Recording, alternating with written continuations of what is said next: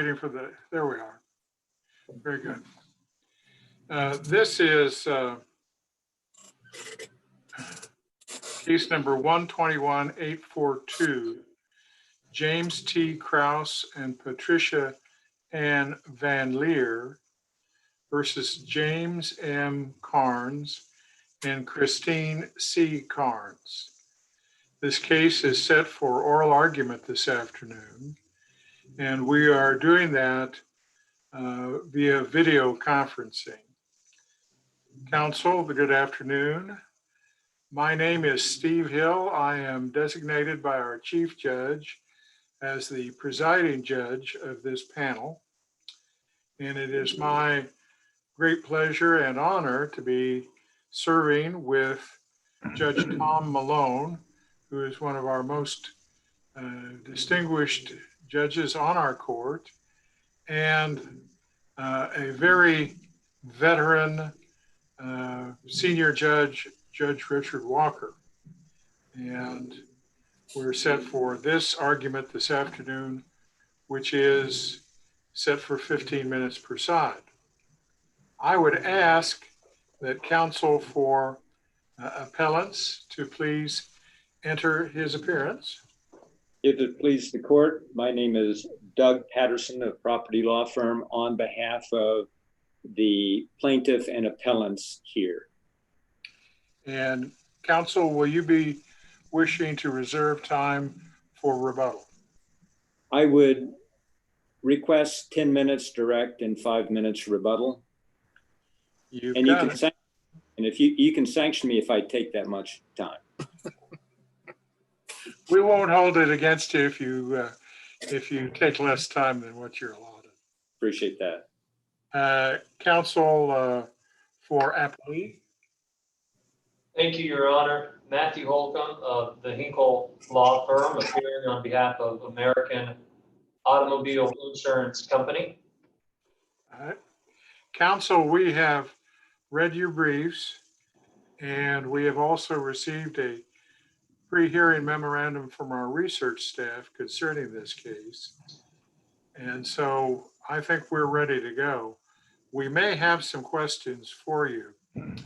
And in light of the format of what we're doing here today, it's my habit, if I have a question, I'll simply raise my hand or something so you can see that I have a question. Because with this media, there is a bit of an electronic delay, and it's not like what it is in person when we can lean over and you can see that we're ready to ask you a question. So I'll do something like that, and the other judges will do something similar if we have questions. So be alert to that as we proceed. And Mr. Patterson, do you want a warning time if you get within a minute or two of your time? A 1 minute warning. 1 minute warning, Your Honor. You've got it. All right.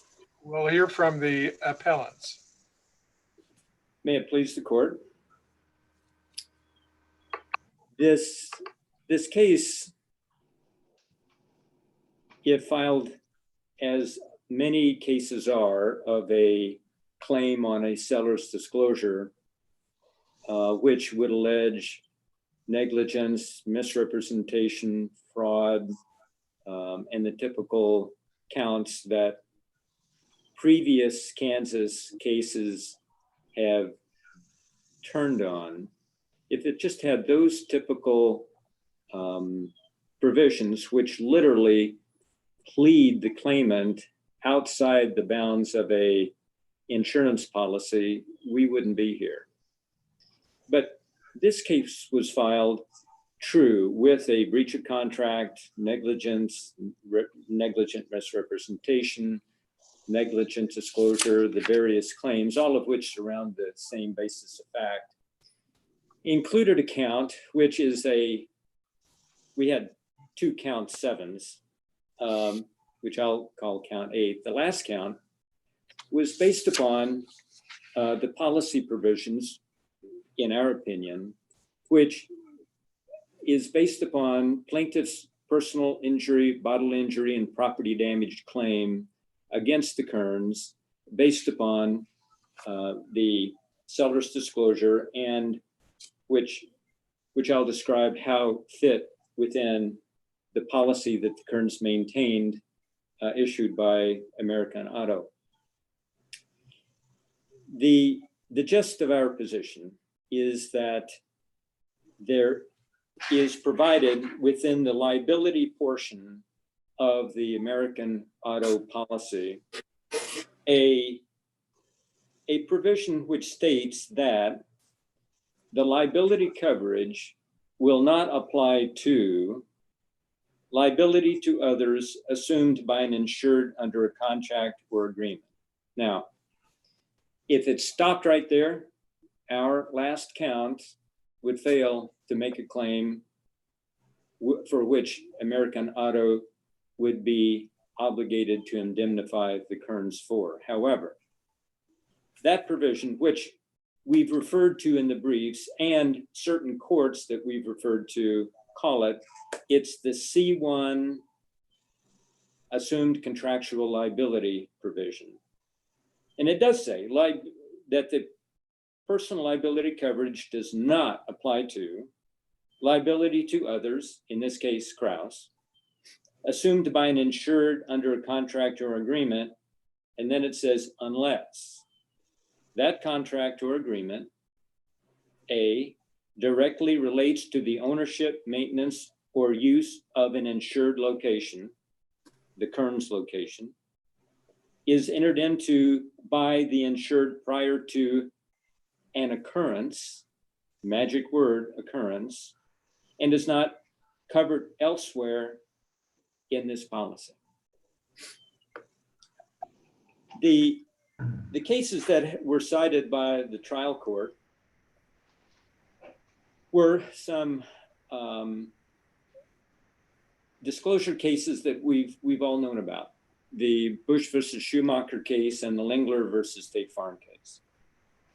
And the trial court relied upon those cases, which the reliance was well placed to an extent, because in the Bush case, you had termites in a house.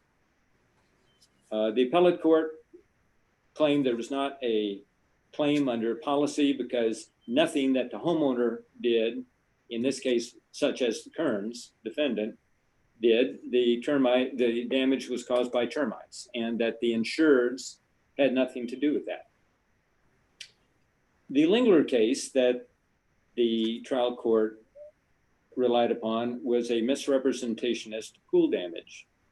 In that case, a 1998 case,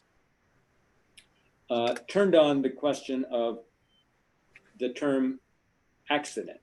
Now, let me go back and recite section C1.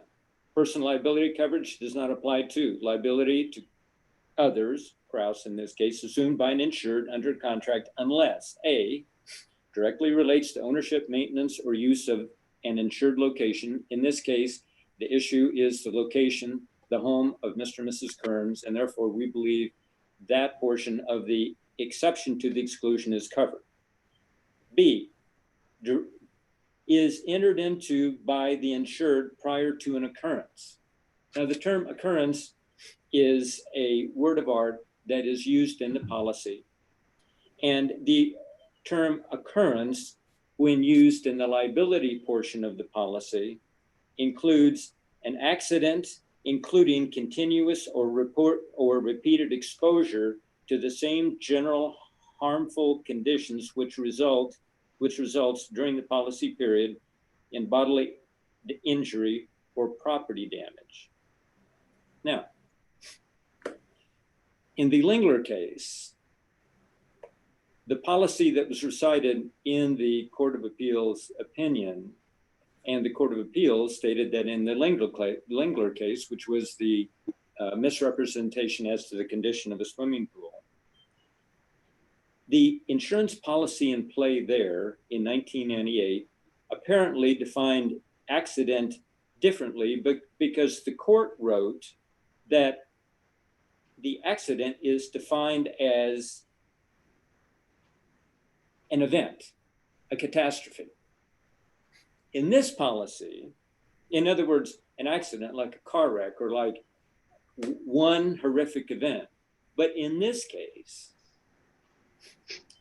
the definition of accident under the sub-definition of occurrence, accident includes, I would assume, not just an immediate issue, event, but also includes continuous or repeated exposure to the same general harmful conditions which result during the policy period in bodily injury or property damage. Property damage is what we have here.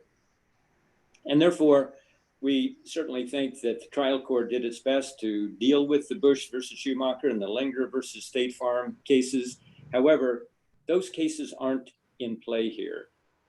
Likewise, the appellee has relied upon the Boggs case and the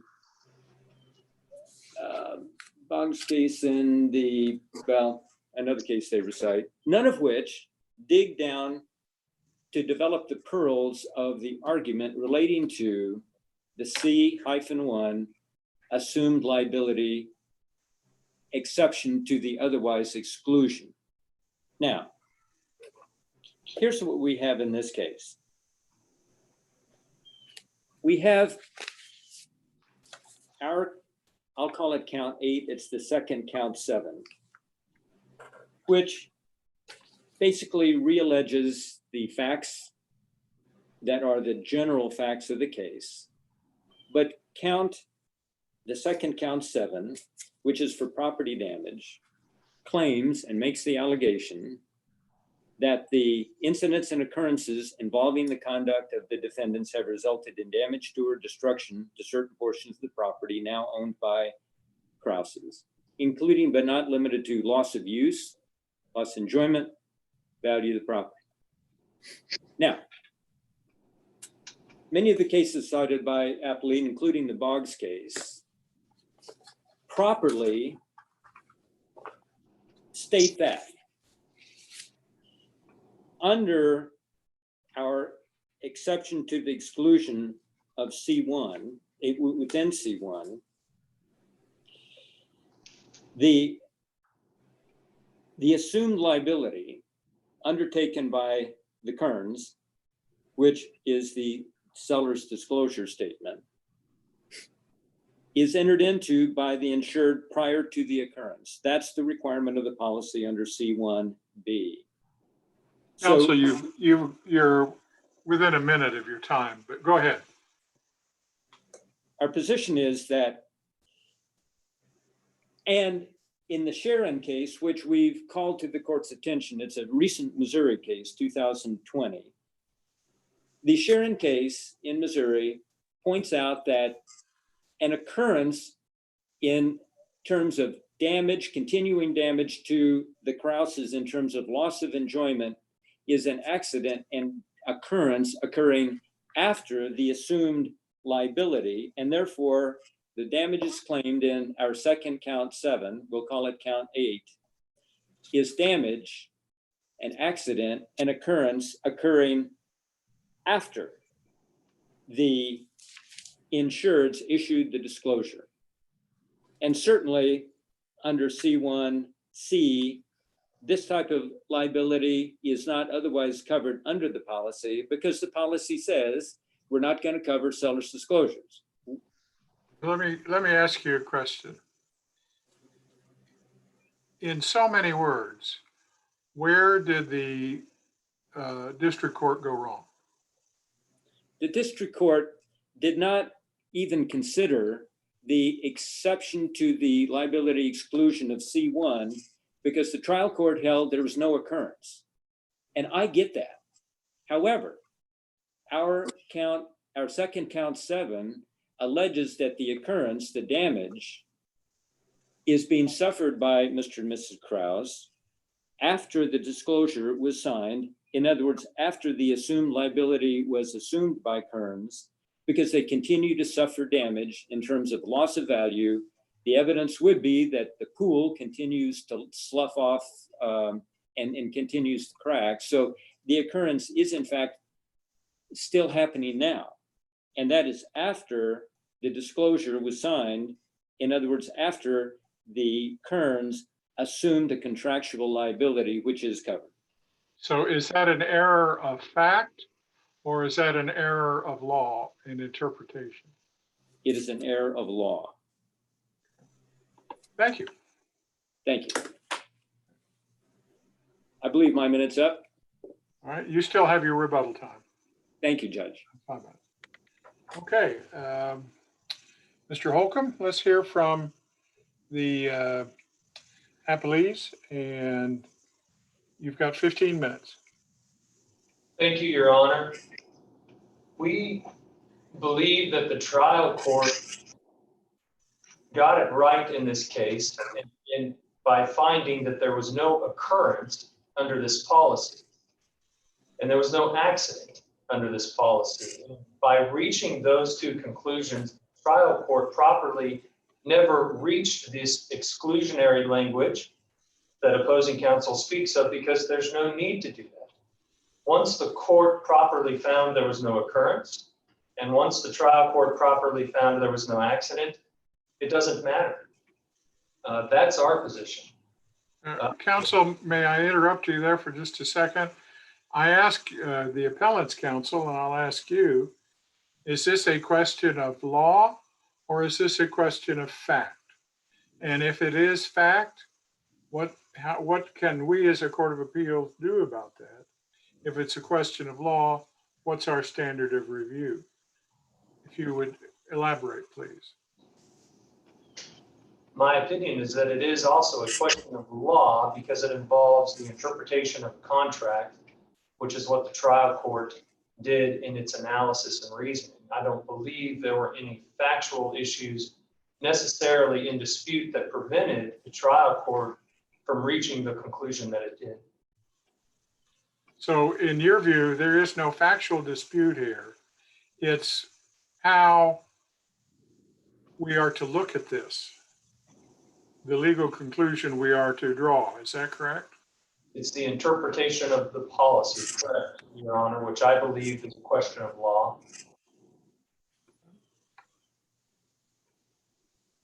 Proceed. So I think the trial court did get it correct when it first found that there was no occurrence. And I think that's very important and something that cannot be overlooked. Occurrence, the term occurrence is specifically defined in the policy, and it uses the term accidental loss. It's an accident. That's how an occurrence is defined. And from there, we believe the trial court properly relied on the cases that we cited, the first one being Bush v. the Shoemaker case. To me, Your Honors, that case is directly on point to the controversy at issue here. That case did involve termite damages, and the Bushes filed suit alleging negligent misrepresentation. The district court found, though, that and I might also mention that there was a default judgment, I think, for $100,000. And then there was this garnishment attempt, which is the same thing that's happened here in this case with my client. The district court found that, and the Court of Appeals affirmed that it was economic losses that were sustained by the Bushes from the Beals' negligent misrepresentation, and that those were not property damage caused by an occurrence as those words are defined in the policy. And we believe the trial court correctly analyzed that case in reaching its conclusion here to say, look, there's no occurrence. It doesn't matter what this exclusionary language says. If there's no occurrence, there's not any coverage. The second case that we highlighted is the Leninger case. That is by Judge Martin out of the federal court here. But it involved a similar issue with a pool. Similar to the allegations being made in this case. I believe there was a trial, and at the trial is where the jury found in favor of the plaintiffs as to the negligent misrepresentation and awarded damages. But the court found that it was mere economic loss caused by misrepresentation. And again, that does not constitute property damage under Kansas law. And opposing counsel noted the other cases as well that we cited. One of them is Boggs out of the Northern District of Oklahoma. That is also helpful to this analysis. It again analyzed the claims at issue, and it said that they're economic or pecuniary in nature. Thus, they're not property damage under the insurance policy.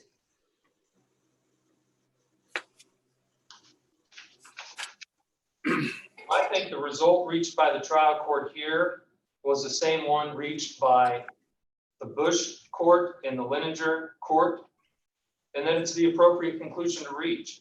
The Kerns did not damage plaintiff's fireplace and chimney when they sold the property without disclosing its disrepair.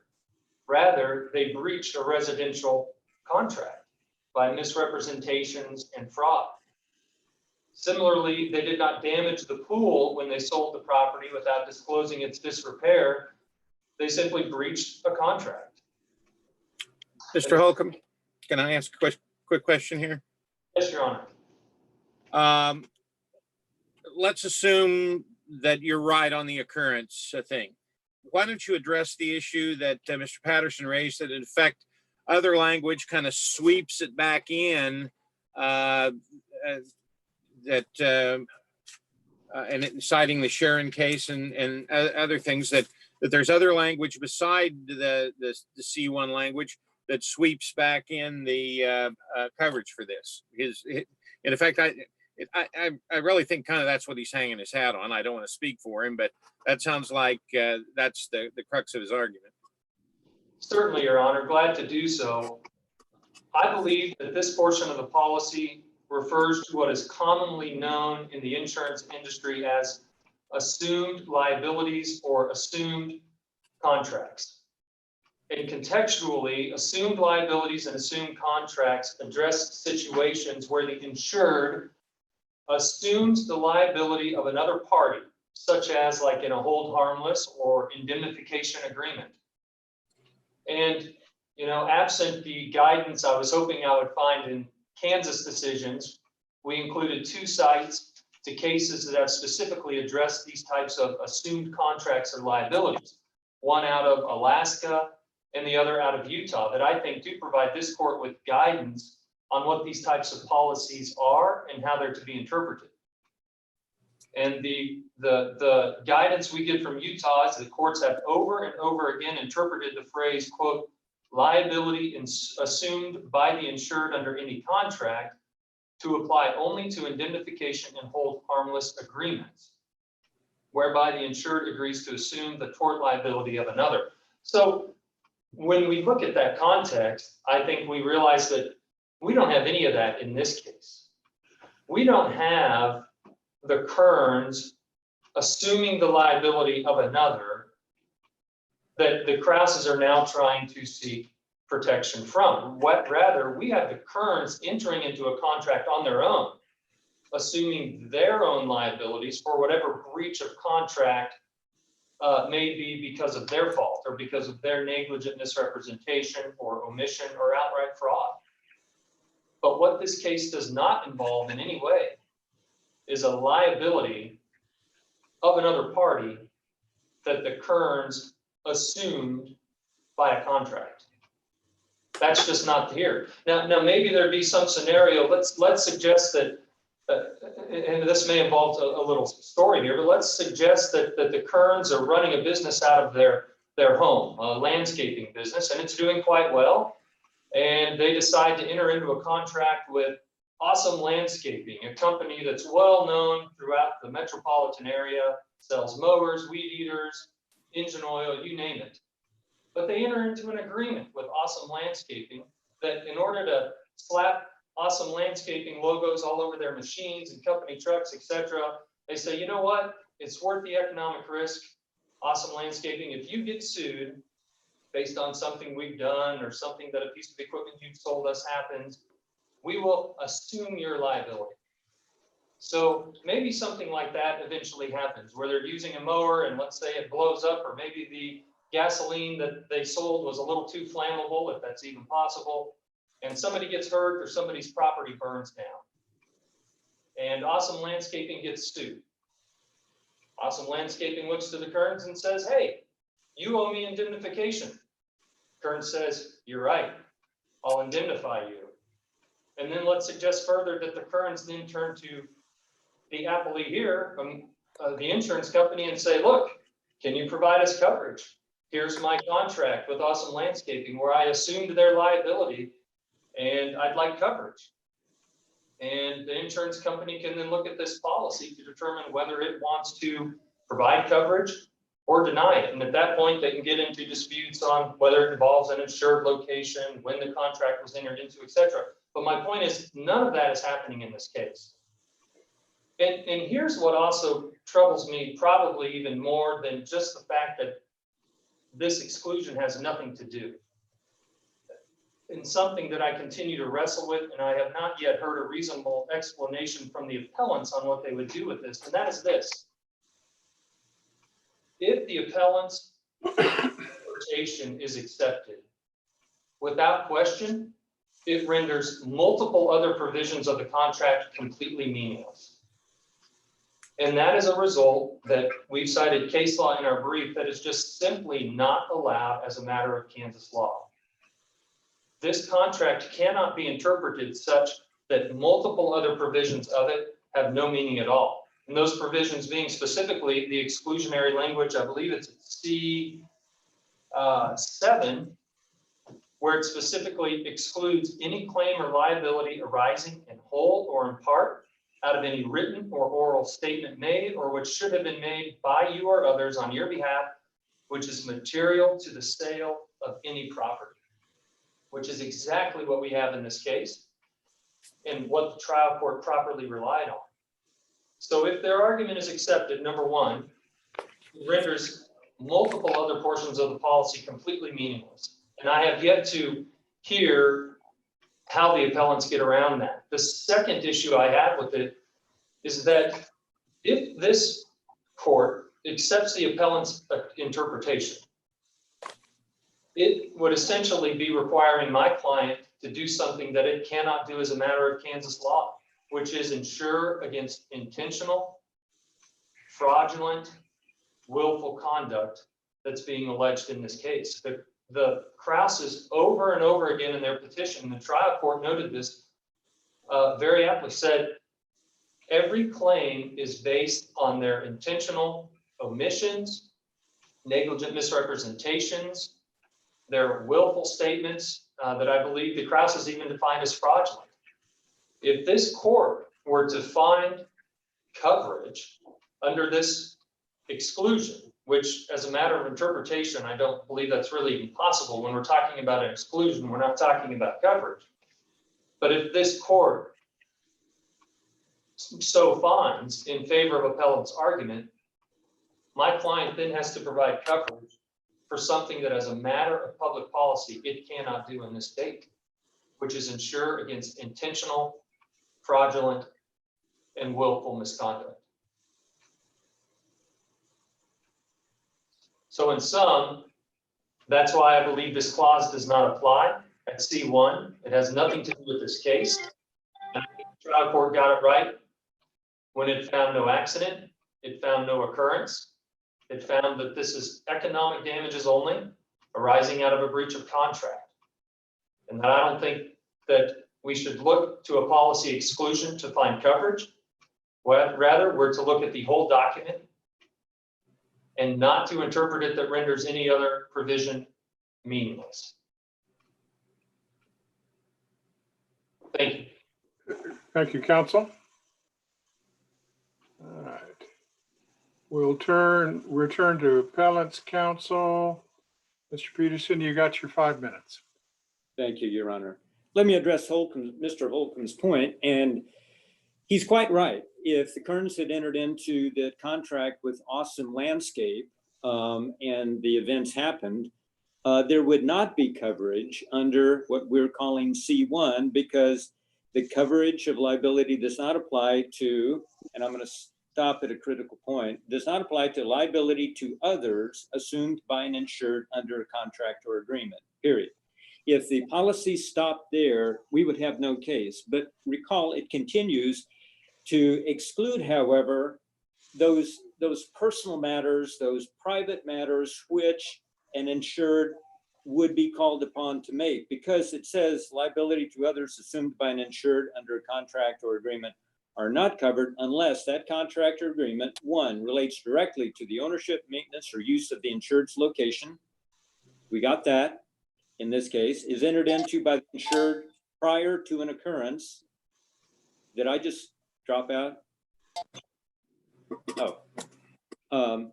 You just Is entered moved. into by the insured prior to the occurrence, which I'll get to because we have post-sale damages here, and is not covered elsewhere in the policy. Now, let's assume that Mr. Holcomb made the point that, boy, if this is interpreted, if C1 is interpreted as we urge, it will throw the policy in a turmoil. It will not.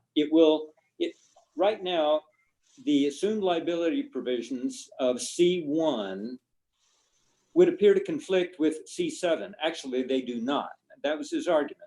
C1 says there is coverage if coverage is not elsewhere in this policy, and under C7, which says we don't insure disclosures, there is not coverage elsewhere in the policy, and therefore C1 applies. Fraud, we do not take the position, and our petition is not couched in terms of fraud as to our last count of property damage. We make fraud counts, but that is not the substance of our last count. I guess the point here is there's not one case cited by appellant or appellee that deals with how you deal with C1, the assumed liability provision in a seller's disclosure statement and a misrepresentation by a buyer, or at least there was not one until March 3rd of 2020. Any place in the country that I could find, nor apparently that Mr. Holcomb can find. But when the Sharon case came out, it's the only case literally on point, because it describes that an occurrence has to happen after the assumption of liability. And in this case, we plead, and in the Sharon case, the claim was made by the plaintiff, by the claimant, that there were damages post-sale that continued to be incurred by the plaintiff, which were occurrences, therefore, damages and occurrences and accidents, as this policy expands upon. There was coverage after the closing, post-sale. Sharon describes that exactly in the context of the C1 assumed contract liability exclusion exception. And therefore, it appears that if there is a conflict, as Mr. Holcomb describes, I think the conflict has to be construed against the insured. That's the law in the land that I know of, at least in Kansas. And we're dealing with the allegation in our last count of post-sale damages, occurrences, which resulted from an assumed liability undertaken by the Kerns in telling the Krauses, this is the condition of the house. It was not. If we had just made a claim for cost to cure as of the closing date, we would not prevail, but we didn't do that. We're claiming damages post-sale, post-closing in terms of loss of use, loss of enjoyment, reduction of value of the property, not just a cost to cure. That was the fatal flaw that occurred in the earlier cases, in the cases cited by the trial judge, the Bush and Lingler. That was the problem in the Boggs case and in all the other cases cited by American Auto. In this case, as in the Sharon case, which I know it's Missouri, but it's the one case I was able to find, at least within the entire country, that applies a seller's disclosure to post-sale damages, post-sale, therefore, occurrences and accidents in a disclosure case. And therefore, we would urge the court to adopt the policy and the reasoning of that Sharon case in this decision. Thank you, counsel, for your arguments, both of you. An interesting case. That concludes our time with you at this point. We will take the case under advisement and in due course issue our written decision and send it out to you. Thank you very much for your participation here today. It was my honor. Thank you, Your Honors.